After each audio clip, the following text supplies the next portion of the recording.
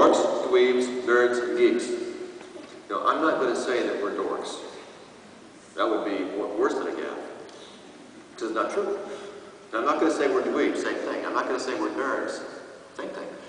But we're a little geeky.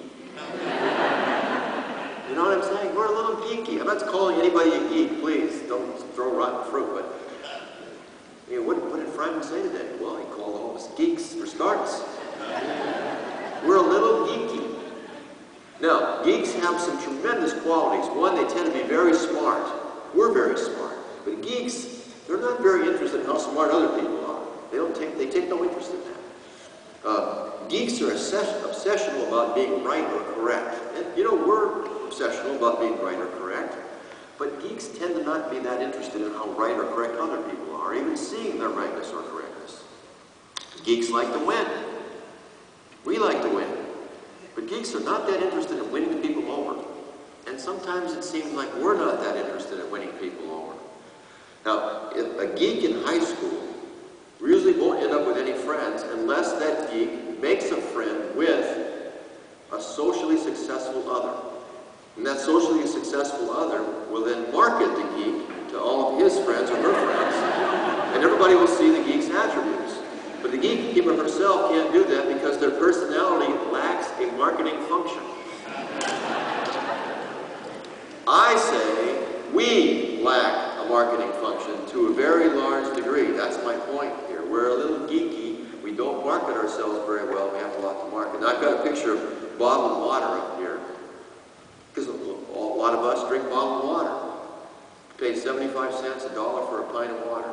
And I've got the latest on bottled water, the scientific latest. Fresh out of the lab. Exciting. Here's what it is. These scientists working on bottled water now say that bottled water is this close, I mean just this close to being as safe as tap water.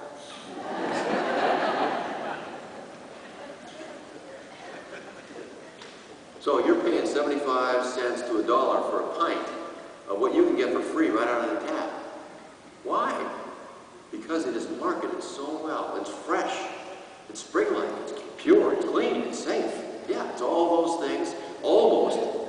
It has almost as much of those things, or those qualities, as tap water. So what they're marketing is something that's relative, that's freely available in a better form someplace else. Good for them. They did a great job.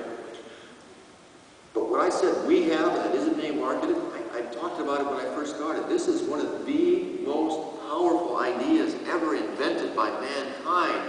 We have something that truly is marketable, and it isn't like slightly less better than what's available elsewhere. It is so much better than what's available elsewhere. It's like the difference between lightning and lightning bug, if Mark Twain were to make a comparison. We have something that truly could be marketed, and we just don't do it very well.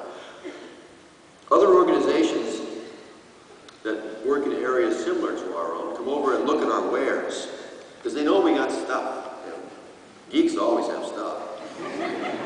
So they look at our stuff, and they see stuff they like. They're like, ooh, escape extinction.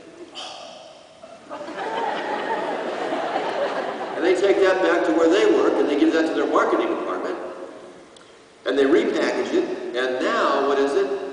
Exposure and response prevention. What's that?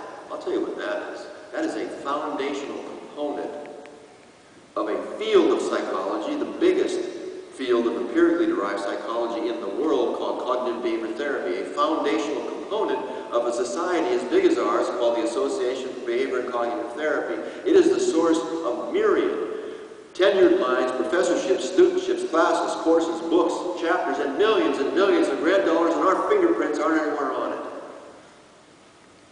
They look at our stuff, they see other things they like. They look and they see time out for positive reinforcement. They take that, they give it to their marketing department, they repackage it. What is it? It's all kinds of things now. Parent-child interactional therapy, for example. What's that?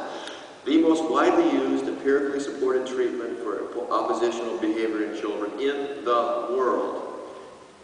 a centerpiece of the most common forms of parenting programs in the country, the source of a myriad professorships and studentships and classes and books and chapters and millions of grand dollars, and our fingerprints aren't anywhere on it, even though it was invented in the lab more or less by Nate Asrin and shown to be valuable empirically for kids everywhere by Montrose Wolff, or the applied domain by Montrose Wolff. Our fingerprints aren't anywhere on it. We just don't market our stuff very well. And when other people take our stuff and market it under their name, they don't take the idea with them.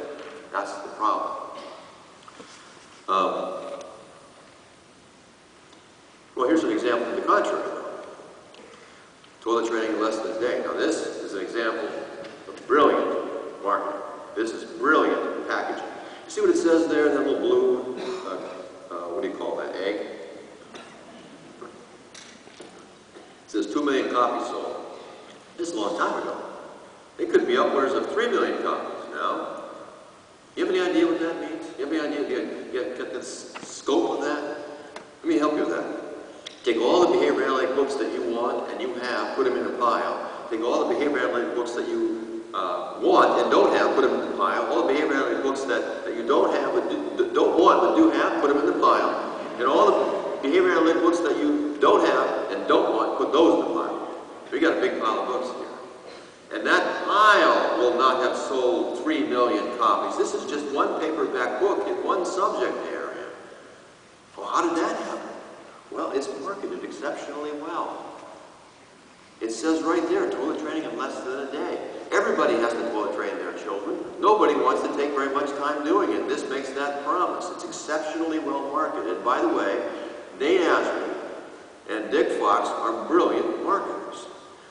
These are scientists I admire, who've contributed significantly to my thinking and burnished and polished the idea for us all, and proved it for us all, but they also market very well. Nate, for example, I presume with Greg Nunn, invented habit